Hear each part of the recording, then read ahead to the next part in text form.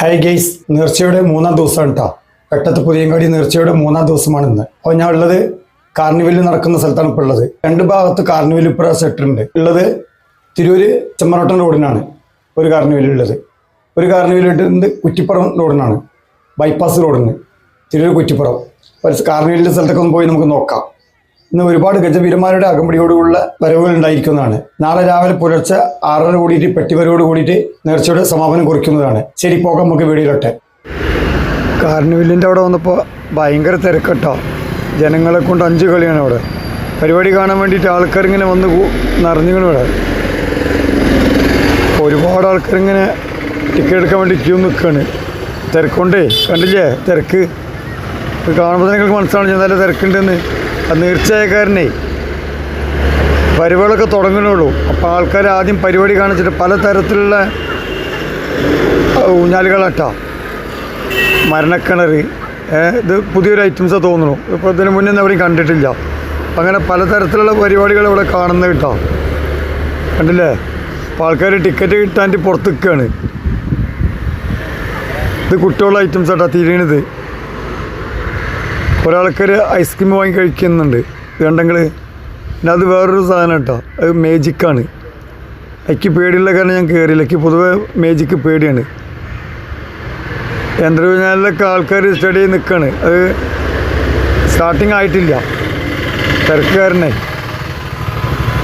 അപ്പോൾ ആൾക്കാരൊക്കെ ഇങ്ങനെ നടക്കുമ്പോൾ ഞാനവിടെ ഇങ്ങനെ ചുറ്റിക്കൂടെ മരണക്കിണറിൻ്റെ അവിടെ സ്റ്റാർട്ടാക്കിയില്ല കേട്ടോ. മരണക്കിണറൊന്ന് കാണുന്നുണ്ടായിരുന്നു, അവിടെ സ്റ്റാർട്ട് ചെയ്തിട്ടില്ല. അത് മിനിമം ഒരു 100 ആളായാലും എത്ര സ്റ്റാർട്ട് ചെയ്യുള്ളൂ. മറ്റുള്ളതൊക്കെ തുടങ്ങിയിരിക്കും. ഒരാൾക്ക് ഒരു ടിക്കറ്റിന് വേണ്ടി വെയിറ്റ് ചെയ്യാണ്.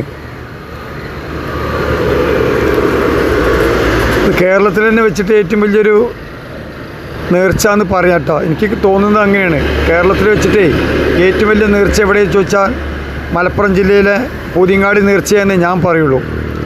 എനിക്ക് തോന്നുന്നത് ഇതാണ് ഏറ്റവും വലിയ നേർച്ച എന്നാണ്. ഒരുപാട് ആനകളുണ്ട്. ഇത് കഴിഞ്ഞിട്ടുള്ളൂ വേറെ നേർച്ചകൾ കേരളത്തിൽ. പിന്നെ അങ്ങനെ പുറത്തേക്ക് വന്നപ്പോൾ മൽബൂരിൻ്റെ പരിപാടി ഉണ്ട് കേട്ടോ.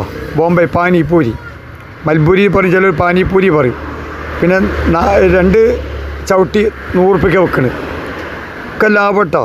ഏതെടുത്താലും ലാഭമാണ്, എന്തെടുത്താലും ലാഭമാണ്. അതാണ് ഈ പുതിയങ്ങാടി നേർച്ചൻ്റെ ഒരു പ്രത്യേകത. അത് വന്നവർക്ക് മനസ്സിലാവുള്ളൂ. ഇത്രയും ടോപ്പാണ് ഇവിടെ. ഒരു ഭാഗത്ത് വന്നപ്പോൾ മൺകലങ്ങൾ, ഗ്ലാസ് തൊട്ടിട്ട് ചട്ടികൾ, പ്ലേറ്റുകൾ, ഗ്ലാസ്സുകൾ, സ്പൂണുകൾ, അങ്ങനെ പലതരം വെറൈറ്റികൾ. കാത് പിടിച്ച കാതുള്ള ചട്ടി, കാതില്ലാത്ത ചട്ടി.